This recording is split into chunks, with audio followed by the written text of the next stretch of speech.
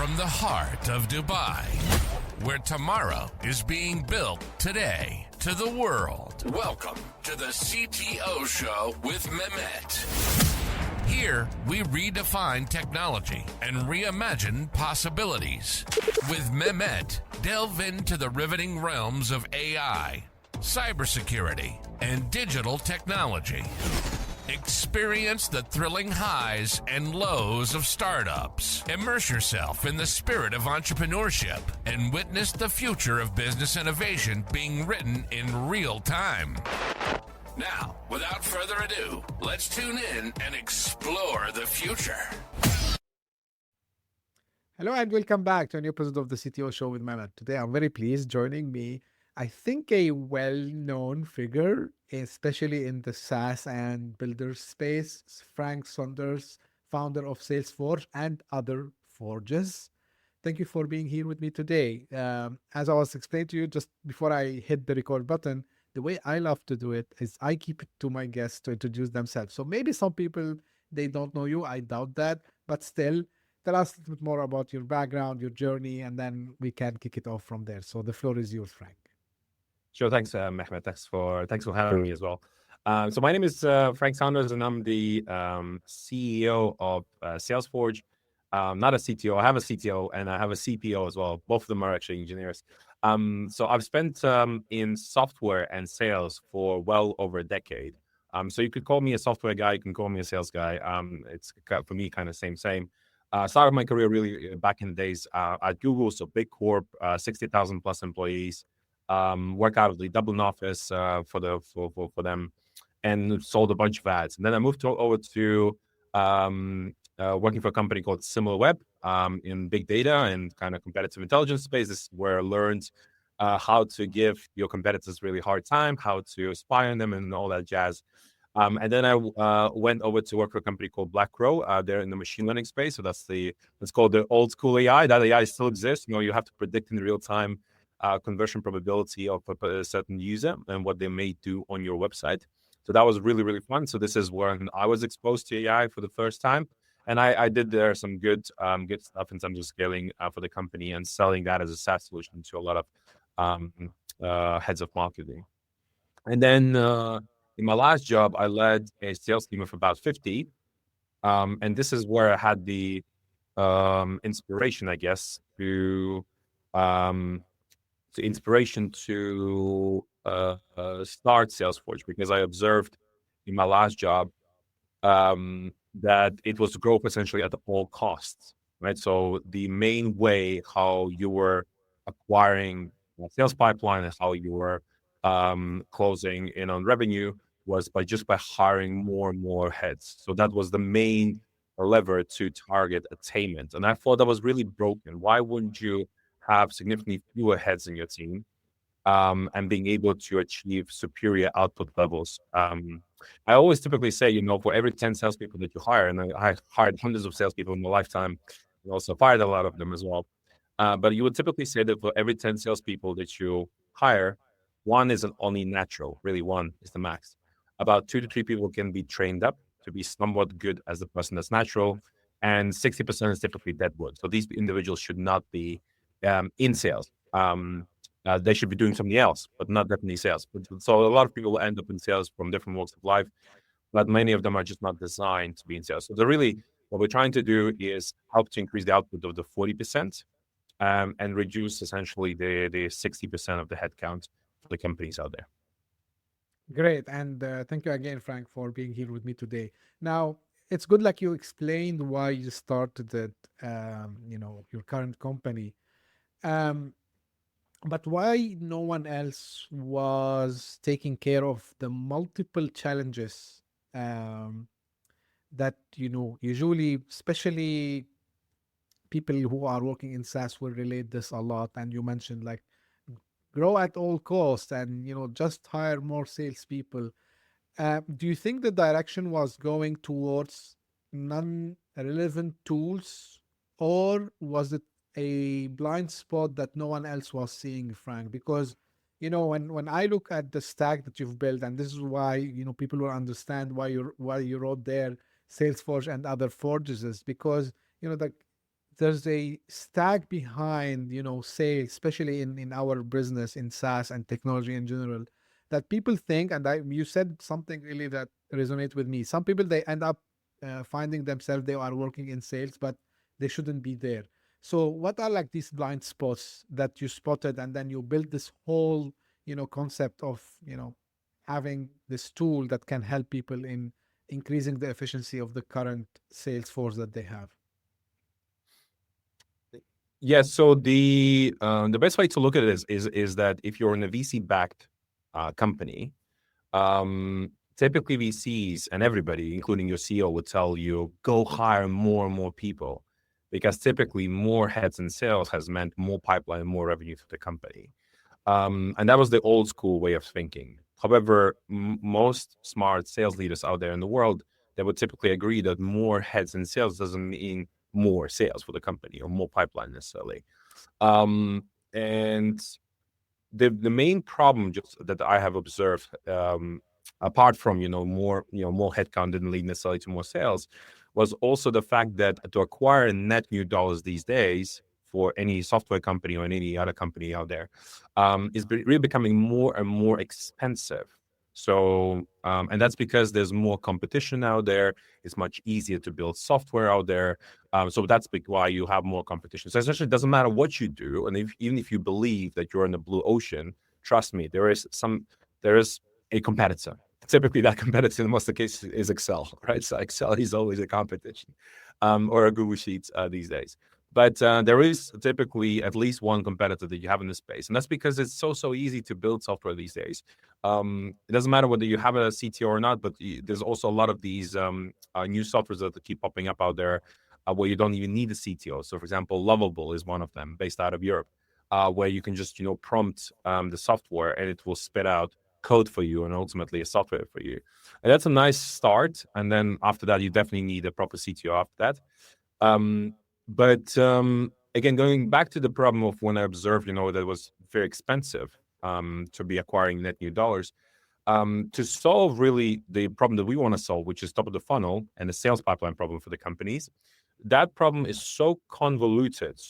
There's so many micro sort of problems that need to be solved that it's quite a huge undertaking from an engineering standpoint. So in order to really solve that problem, you have one option that you can go down is the super app concept. The super app concept meaning you just cram a lot of features into one single app, into one single brand. And that, for example, could be, examples like Salesforce or HubSpot, for example, etc. Right? So one brand, one software, you just cram a lot of features and you satisfy the needs of your users. Now, we thought that everybody's sort of building along the similar lines of building a super app. But in our space, we didn't see what we call the other approach, what we call the modular approach, where you essentially build software and you compound on top of each other and you sell that to the same user and to the same customer. So as I mentioned, there's multiple different problems that our customers have. So what we do is we essentially build a software for each one of those problems. And then it's very easy to be connecting these softwares together from an integration standpoint, data flows, and multiple other things. So think of it as a sort of an Apple ecosystem or a Microsoft ecosystem, right? Where you have different products that solve different problems, but they're talking to each other very nicely.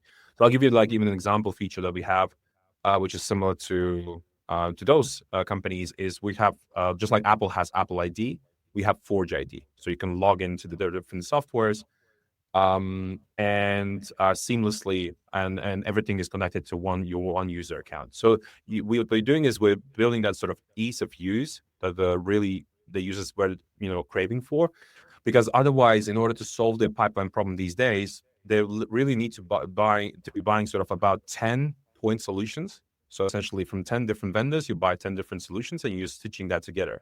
That's what the reality looks like. I call that the Android experience. And the Apple experience is where you're going to one company. This one company provisions all the softwares for different pain points, and you buy everything from one company, right? So you have one invoice, one support team, et cetera, et cetera. So there's that ease of use as well. So you don't even need to hire, a sales operations manager to be managing all that for you. So we've been doing this for about 22 months right now. In 22 months, we've built 6 softwares. That's how fast we build. About 12 months ago, there were just 3 co-founders in the company, and right now there's over 40 people in the business. And in the first year, we scaled from $0 to $3 million in ARR. So that's how fast we grow. But the way we think about generally about building these different products is we essentially have internally, let's call it a squad, essentially, for each of the products. You have a squad, and that squad just builds that product. It's essentially, it's like having a startup within a startup. So we have 6 startups within the startup, essentially. That's very cool. You mentioned something, Frank. I'm gonna come back about what tactics you use to reach the 3 million ARR, but you mentioned something about the top of the funnel, right? And finding those leads. So if today I go to the website and I find different tools for me, but really, but like what I hear from people, their problems is always to find, not finding the leads, is to find like leads that actually are aligned with what they are offering. So this is why we see people, for example, talks about like outreach and how more difficult it started to become. um the use of AI. So some people, especially I'm talking from customers perspective, prospects perspective, they started to hate being reached out by people like just randomly. So from someone who's doing this, and you've done this also before as a sales professional, what are you seeing in this space, Frank? Like, is it really something which is, you know, people are struggling with? Is it lack of data really? Is it like lack of research? What is it exactly, and how you are able to help also, fellow software companies in overcoming these? So the best way to look at it is that a lot of the software that has been built, let's say about 10 years ago, all of that software has been built with more humans in mind. So typically companies have been charging per seat, per license essentially, and the bigger the teams in sales, the more revenue it meant, right? So it kind of made sense back in the days. But these days, all the companies out there, they want to be essentially lean and mean. Profitability is really the name of the game rather than top line growth. So it's not about more top line growth, grow, even though you can still argue some companies, especially the AI companies, they raise so much money, they're definitely not profitable and they're just growing like crazy. Whether that revenue is sticky or not, that's another question, right? To be answered. But I think you have to be playing smart because, so let's say in our case, we only raised $500,000. So we are VC backed as a company, though we never have burned that cash. We've been always profitable since day 0. So, and that's because we always had this mindset of always being lean and mean. Just like, we want to make sure our customers are lean and mean through using our multiple products that are priced relatively inexpensive because we charge for the actual consumption rather than the licenses. Same, we were looking at us as well. We want to be lean and mean. So when we procure any softwares out there, we look at them from kind of not from naturally from a seat perspective, but from a consumption perspective, right? So if you're using more and more of that software, then we're happy to pay for the actual consumption. These are API calls or OpenAI model. We are right. So where you're just consuming credits there. That's how we're looking kind of at the software landscape, and then we see a lot more sort of consumption. A lot more sort of what we call the CAC shifting from labor over to software. So CAC meaning cost of customer acquisition. So within, when you're running your business, you look at the CAC. So how much does it cost you to acquire, to bring in the net new dollars into your business? Typically, labor is definitely the number one chunk in the business. So this is why we're also going after the labor. Like we're trying to essentially reduce headcount in sales, and particularly in this particular top of funnel. By doing so, it becomes a lot more efficient for you to be acquiring these net new dollars out there. Does that answer the question? Yeah. So how what you do currently, Frank, and they're gonna go back about the strategy that you used, but how that complement what, for example, people in marketing would be doing for their sales workforce? People in marketing. So typically, marketing people aren't really responsible for the pipeline generation, let's say on outbound. They definitely are responsible for driving MQLs and making sure these marketing qualified leads, turn into revenue, right, on the inbound front. But yeah, definitely, it's not happening on the outbound front. As in, marketing typically does not own the pipeline generation from an outbound perspective. This is where typically sales owns that. So I'll give you an example in our case. So in our case, we have head of growth who owns the inbound generation of leads across all the forges. And then, so the primary KPI that he looks at is initially MQL. And the reason why we look at MQLs, at least, as a first metric, is because we are a product-led company. So we run in the form of PLG, where majority of the sales that happen within the Forge ecosystem happen through the self-service model, right? So the user goes, hooks up with the credit card and goes and purchases. And we even have, some people that, pay hundreds of thousands of dollars in this particular way, right? So where there's no essentially sales assisted sort of funnel as well. And that again helps us with CAC, meaning that we don't need to have as many salespeople processing these leads, etc. So we have currently right now only 3 sales people, then 3 people in marketing, and about 2 people in customer success, and then we have 3 automation people. So on the automation front, actually, we have one person who's in revenue operations. So she does typically everything to do with RevOps, HubSpot, etc. We have a guy that does automation flows in N8N. The goal of that is to make sure that you are killing all the repetitive processes that you have in the business. And by doing so, then you're alleviating the pressure to hire more individuals to tackle kind of different kind of manual processes that you have internally. And then the final person that we have, which is, I think, quite new, is still in the space, is what's called a GTM engineer. So a go-to-market engineer, or I personally call these individuals sales development engineers, essentially people that are very technically savvy, that know how to use APIs, know how to use some sophisticated tools out there in order to generate the pipeline for the business. So we have one as well right now, recently, that we hired. And yeah, generally speaking, how we think about the business ourselves, right, and which is what I recommend every founder to do, is how can you achieve these superior sort of, let's call pipeline levels with the least headcount possible, right? How can you orchestrate pipeline by not hiring individuals, right? And that typically means you actually need to hire people more on the automation front, right? So because there's a compound effect essentially that happens, because as you build out more what I would describe evergreen campaigns, sequences, right, that you keep on compounding, it becomes much easier and easier for you to attain your targets, right, systematically. So it's all about compound thought process. Same as we're compounding softwares and we're selling that to the same user and the same customer. On the acquisition front, when we think about content or anything else that we do, we think about, if we're putting in some work, will this work last? So, that's how we think about, content.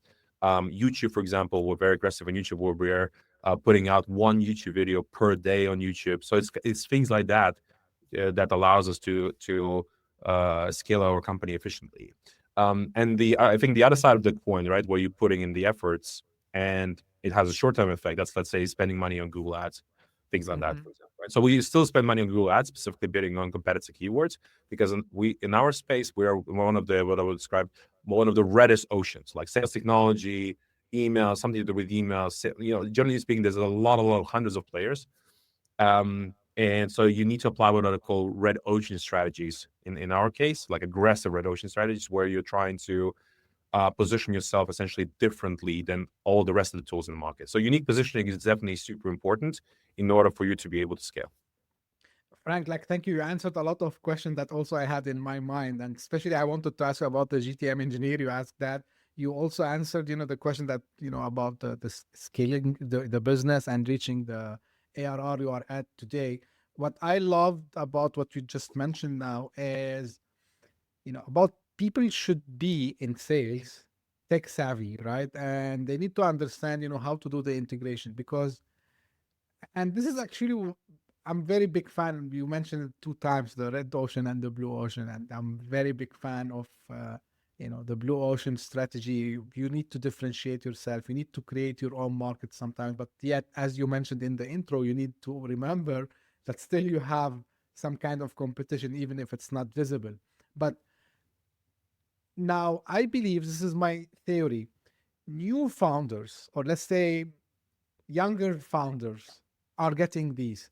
Yet, there are still, what I don't want to be like very aggressive, but people who still goes by old playbooks, and they believe that this automation, including technology, using AI, is non-useful. So for these doubters or naysayers, I would say, what kind of real examples you can give, Frank, from maybe some use cases that you've seen yourself serving your customers?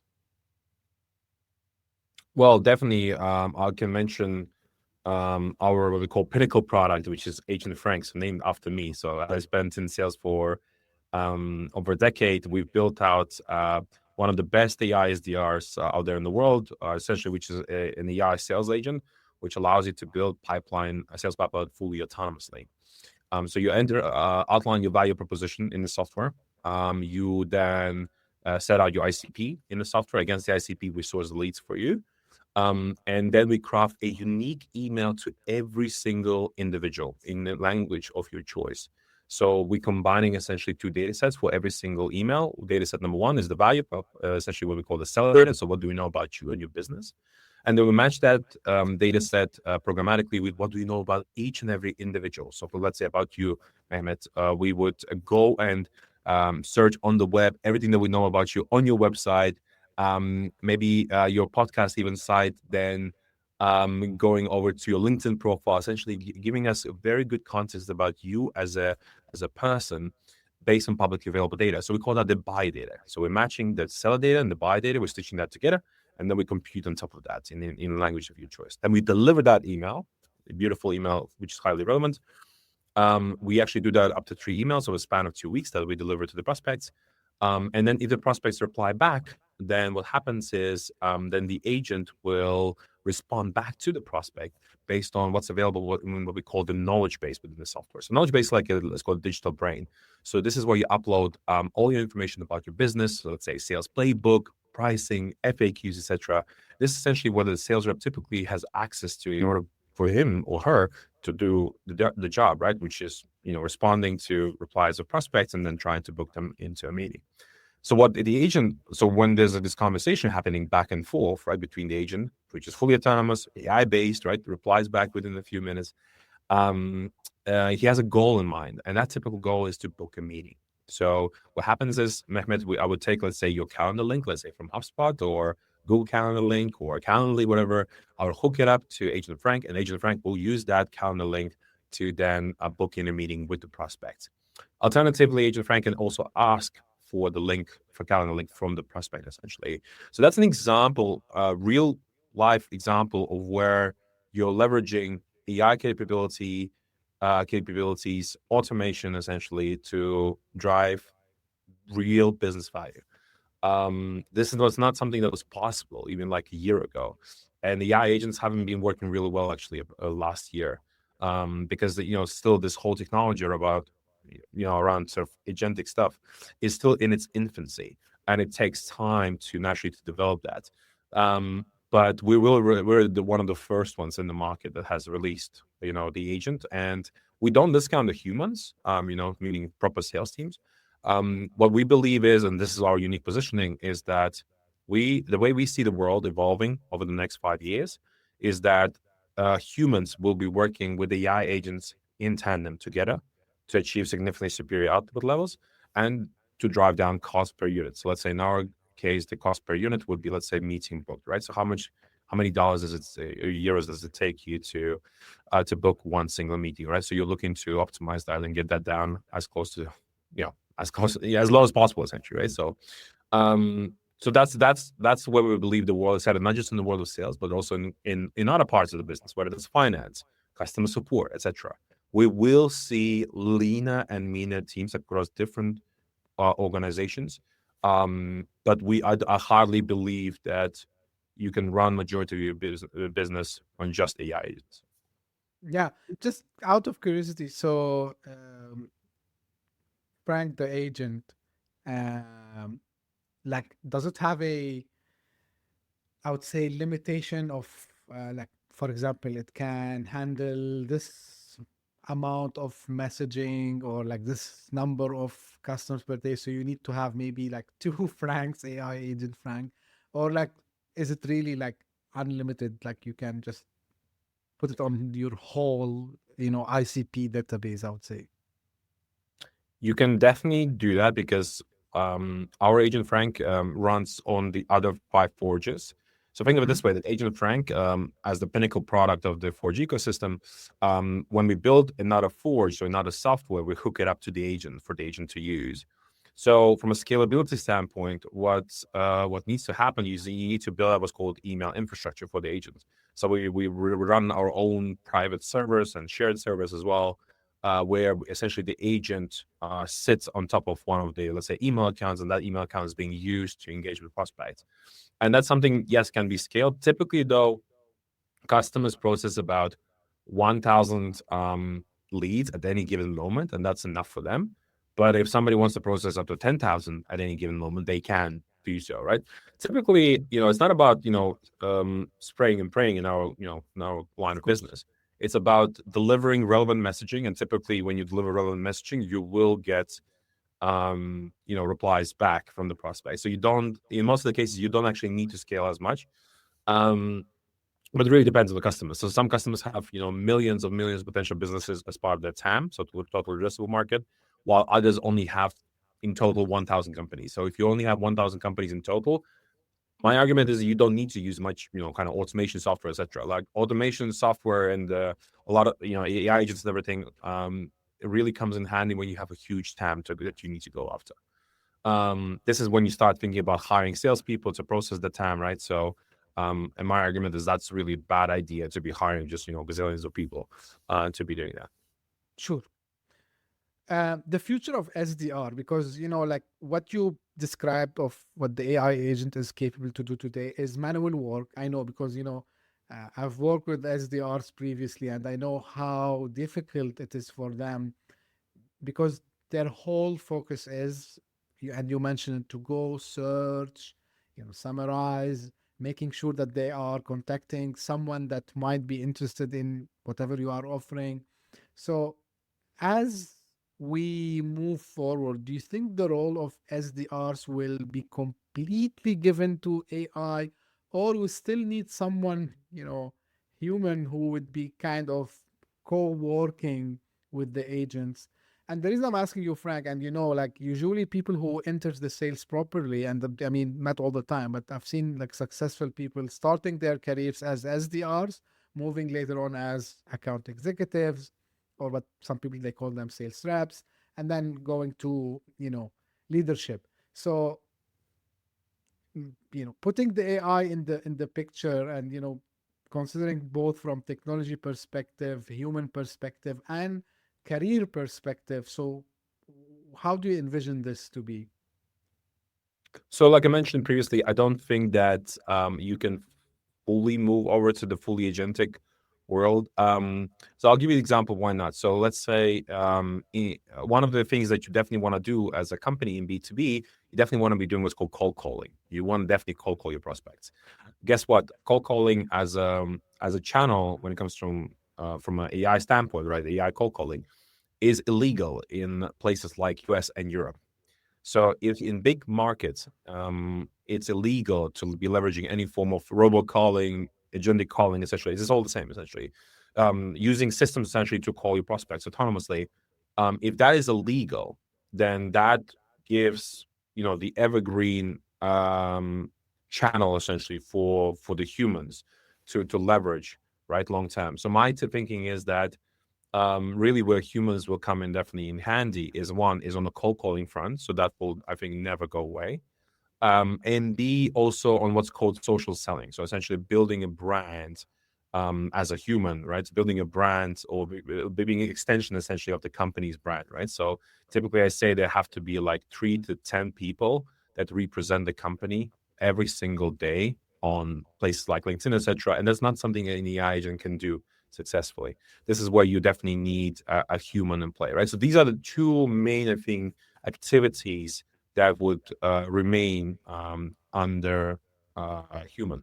But where AI agents definitely come into play quite nicely is the other two channels in sales, which is one is email, right? So humans, most of them struggle to write really great email copies, and it takes them typically 10 to 15 minutes to write a really great email copy before they would send off. So they're just too slow to write really great email copies as well. So this is where agentic capabilities are much more superior in those particular cases.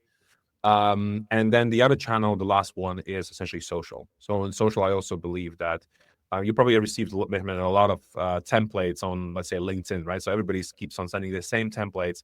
You can see that it's probably sent to like other 10 or 100 people or 1,000 people. I don't know how many, right? But you can see the template, and people have a fatigue to looking at static piece of communication like a template because it has been sent to other people as well.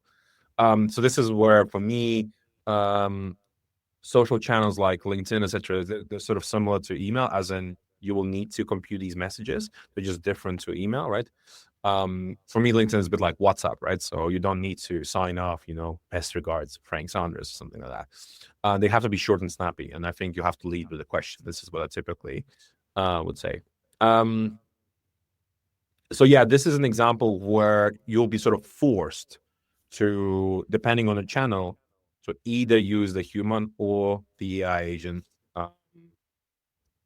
And we still, I think, haven't seen a lot of regulations kicking in from a kind of agentic standpoint. So there may be, again, some more regulations coming into force as we progress. But yeah, that's something still to be seen. I think this is why it's very important to be leveraging essentially software that can accommodate both the humans and the AI agents, rather than using one software for humans and another one for AI agents. I don't believe that as a very smart sales leader, you will be using two different softwares to build sales pipeline. So yeah. Yeah, absolutely. And I believe also, Frank, correct me if I'm wrong, like from integration with other CRM systems, for example, a normal, in the normal way we used to do it. So the SDR will try to reach to someone, and then they will look to whatever CRM system they're using, say, hey, like try to connect, I tried to do. So like, is there any integration that you can do today, with CRM systems just to update? Or is it just like you give the infrastructure and just, the sequence, and then still someone have to go and log manually what's going on? No, we just, like, I think, other sales execution softwares, we integrate with a lot of CRMs. So the typical ones, Salesforce, HubSpot, Pipedrive. We're about to release Attio, etc. So we are releasing. We are gonna have about 10 integrations very shortly, like native ones, bidirectionals, right? So where you can sync. And then apart from that, there's other systems that we integrate with, so something that's, I think, typically missed is we integrate with Slack, so you can get, the replies either by humans, or AI agents fed directly into Slack. So that's also really powerful to be always, keeping on track of what's happening within software when it comes to replies. Yeah, but I think it doesn't matter which software you are, it doesn't matter whether it's sales or accounting, etc. You'd want to definitely integrate with the rest of your ecosystem, right? Which is, the core ecosystem, and that will be typically the CRM stuff. I think that's the main one, and something like Slack or Microsoft Teams, that will be another one. But then again, depending on the industry, there could be a bunch of other sort of ecosystems that you'll need to integrate with. Yeah, great. Like, if I want to have kind of a look into the future, Frank, like, how do you envision, the forges, I would say, and Salesforce and the other forges to be in the future? Like, any new markets, any, some other areas that you want to be in the near future and in the long-term future also as well? Yeah, that's a good question. So from a market standpoint, the typical markets that all software is going into would be US, North America, and Europe, right? This is where you typically play. However, as sort of competitors are busy in the US markets or the typical markets, we're thinking about what we call other markets as well in the world. So what are the other markets in the world that would say mimic, let's say, the US market from, I don't know, GDP per capita, how much software they buy, how big is the economy, like all that stuff. And a playbook that I have learned from the Israelis is in your early days, you should be definitely going to the Japanese market. And that's exactly what we're doing. So we will be going, and opening that Japanese market in the next couple months. And what that means is, translating the website, translating the software, making sure that the products work also in Japanese when you compute emails and stuff like that, right? So all that is like super, super important. So yeah, that's what we're going to be doing from a kind of market standpoint. So while competitors zig, we zag essentially, so we are essentially on a slightly different swimming lane, because you definitely want to tap into the markets where you don't have as much competition, right? Especially when you're in red ocean market. So go into underserved markets with a great product, right? So and it should be fine. And Japanese love, sales. They love AI stuff. They love AI agents, so there's a lot of that. There could be other markets that, we could have explored. I just, came back from Singapore, and in Singapore, it's also a very developed market, but maybe it's not as big, or not from a kind of economy standpoint, or they don't buy as much software, for example, as the Japanese. So these are all these things that you need to consider. Now, from a kind of product standpoint, so we have 6 products in total. The pinnacle product is Agent Frank, and then we have other products predominantly used by humans, or Agent Frank uses these other products. But we will be building another 4 products at least. So currently we're what we call in the stage where we have an ecosystem of products. We'll go V1 ecosystem, where we cater for the world of email. And then we're in about a month or 2 looking to also launch LinkedIn as a second channel to email, so that the agent can say work across LinkedIn, or you as a human, you can use LinkedIn to engage with your prospect. So that's the next expansion from a kind of channel standpoint. But then we will have other products that will be predominantly looking at increasing conversion rates within the funnel. So definitely there's more products to come from us. I can't share too much, but we're definitely hungry and definitely are going to be aggressively building more products. And especially these days, it's so much easier to be building products than, say, 5 years ago, because you have, these apps like Cursor, for example, right? That helps you to augment your engineers, right? And increase the output levels of every single engineer. So we're definitely giving that to every single top engineer that we have on the team, especially senior engineers, right? So to increase their output levels. So yeah. Absolutely. And to your point, like there's no better time today than start building something, because it's became much, much easier. And I think, Frank, honestly, like it's not a compliment, because by the way, like I knew about Salesforce before even like we've met, and we were introduced for doing this podcast. I was saying, oh my God, like if like this is if I am a founder today, right, especially in the SaaS space, and I don't have any sales experience, like this is the tool that probably I would be at least experimenting, and I'm sure they would see benefits, because now everyone talks about because before it was like, yeah, it's like building the team and having the right team. So now, and ideas and building executing the ideas. So I think things are getting easy. And actually what you have done, Frank, is also, I'm not saying you made it completely easy, still they have to do a lot of work. And you just mentioned they need to go show their faces, have some social presence and do the social selling. But at least from the outreach part, I think you did a lot of heavy lifting for them, because some people, when I talk to them, they don't know also like majority of the things. What I liked also, Frank, honestly, is that you explained this infrastructure. I didn't want to waste time,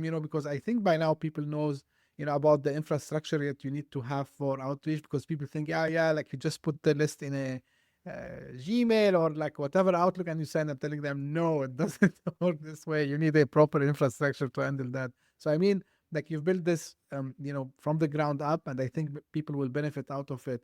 But if we want to, give a message to people like who have ideas now in mind and they want to start building, and maybe they are not like you, Frank, coming from a sales background. Maybe they are coming from a pure technologist, like I would say practitioner background in technology.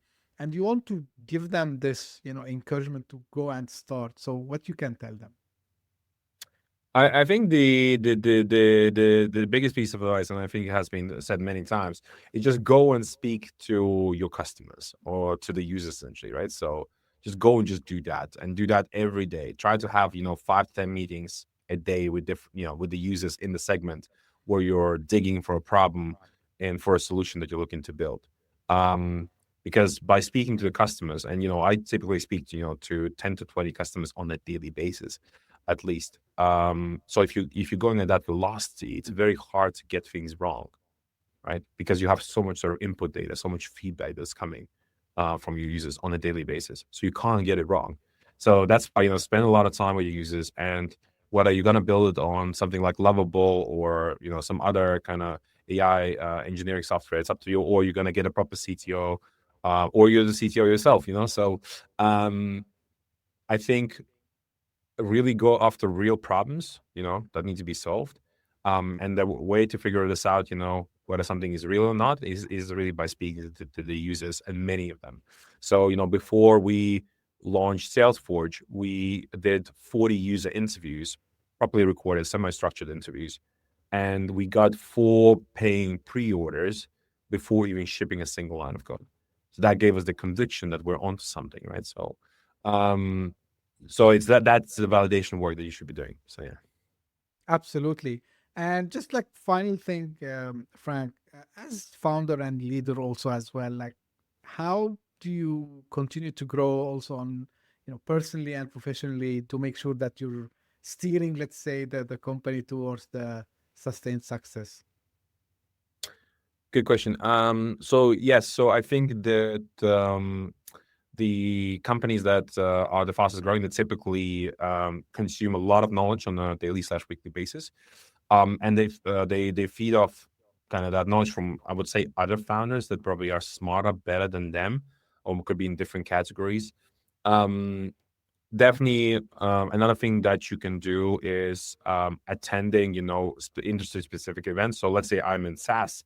So I would right now, I'm flying right now into 2 conferences. One in Croatia, one in Austin, Texas. And both conferences are about SaaS, right? So, and you're essentially learning from other SaaS leaders in terms of how they build their companies, what are the pains that they're going through, etc. So this is something that you definitely want to do. If you don't have the resources to go to these conferences, fair enough. The other thing that you can do is just approach people on LinkedIn, and say you would love to grab some time for 15 minutes to learn a thing or two from them. That's definitely something I've done, and other people that have done also with me. And otherwise, then specifically, let's say for sales, there's a networking, let's say, community called saleshookup.com. You can sign up for that community, and then on a weekly basis you'll be connecting with another sales individual somewhere around the world. So that's something that I still do today. And otherwise, if you're looking to connect with other founders on a weekly basis, then you can check out something what's called lunchclub.com. So this is where you're putting yourself into routine to be speaking to people on a weekly basis. You have to force yourself essentially to go out there and engineer for luck, what I call. So the more people you speak to, the more events you go to, the more lucky you will become essentially, right? Luck just doesn't come out of nowhere. It's because you're speaking to individuals. It's because you're jumping even on a pod like this and stuff like that. This is how you engineer luck for yourself and your business. So going and being out there, having eyeballs on you all the time, it can only benefit you, right? So, and you definitely want to figure out your own routine and your own way of connecting to your users or other peers in the industry to always, feeding your brain essentially on a consistent basis. Now, the other thing that you can do, and this is something that applies to me, because most of my ICPs, so ICP means ideal customer profile, so my customers, your users, most of them are based on LinkedIn. What I typically say, you can engineer your feed on LinkedIn in a particular way that, let's say you open it on a daily basis and you feel like you learned something. So what I typically say, connect with definitely your customers on LinkedIn, connect with your competitors, so you have them always on the radar, so you can just like in chess, you can navigate, the competition, right? So while they're moving this direction, you may be moving that direction, and so on and so forth, right? So definitely have them always on the radar. So follow your competitors, follow their company CEOs and stuff like that. And then also follow people that just give you free advice on LinkedIn, let's say on a daily basis. So one of those individuals is Jason Lemkin. Jason Lemkin is one of the SaaS VC sort of godfathers out there. He's been around SaaS for a long time. Back in the days, you could only read about SaaS on his blog, nowhere else. There's no other sort of learnings to be gained. Only Jason Lemkin was kind of sharing knowledge, like 10 years ago. So, And he has the famous conference as well. Yeah, SaaStr. Yeah, unfortunately, I'm not making it this year, but I went to that one last year. But these are the people, and there's a lot of other people like Jason Lemkin on LinkedIn that share knowledge for free on LinkedIn. You just need to follow them. And the people that don't give you value on LinkedIn, just unfollow them. That's it. That's all you need to do. It sounds easy, but it's like an exercise that you need to do, I don't know. Once a month, you spend an hour and you just optimize your feed until you're super happy. And then you feel like every time you open, your LinkedIn feed, you're learning a ton. And then it makes you 1% better every single day. That's that's the mindset you have to be in. Absolutely. And I think you are also active on LinkedIn, Frank, so people can follow you there, right? Yes. Great. Just one thing before I close, you mentioned it about, people who send LinkedIn messages. So for me, if I find out that someone, nowadays very easy to figure out, they just copy it, and they didn't customize it, I usually try to not reply. And I know they put it in the sequence, and I know they will send a reminder after 3 days and 1 week. But people get surprised, especially the ones who write to the point and just like, hey, I have this, need your thought. I reply them, and they get surprised, by the way. They said, oh, like, you replied us. I said, yeah, because you told me what you want. Like, you didn't write me like one full paragraph that I have to go through to understand what you're trying to do. So yeah, be to the point, as Frank mentioned. Frank, really, I appreciate, the time. And I think the website is salesforge.ai, right? And yes. I'm gonna put it in the show notes. I'm gonna put also your LinkedIn. And of course, the resources that Frank mentioned, they were very valuable. Frank, thank you very much for, the time today. I know like how busy it is for a founder, especially on a Monday morning, just for people to know we were recording on a Monday morning. And I appreciate also, all the insights that you gave us today. It's very useful for founders, especially in the SaaS space, B2B SaaS space, and of course, to people in sales in general, how things are shifting and which direction we are heading to.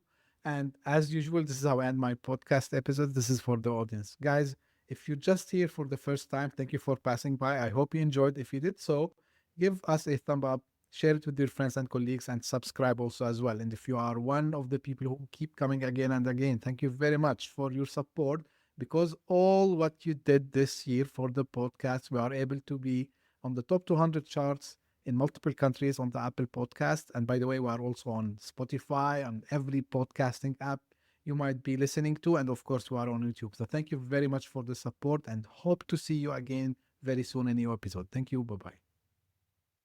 Hit that subscribe button, share the show with your tech-savvy friends and fellow entrepreneurs, and leave us a review on your favorite podcast app. Your support means the world to us.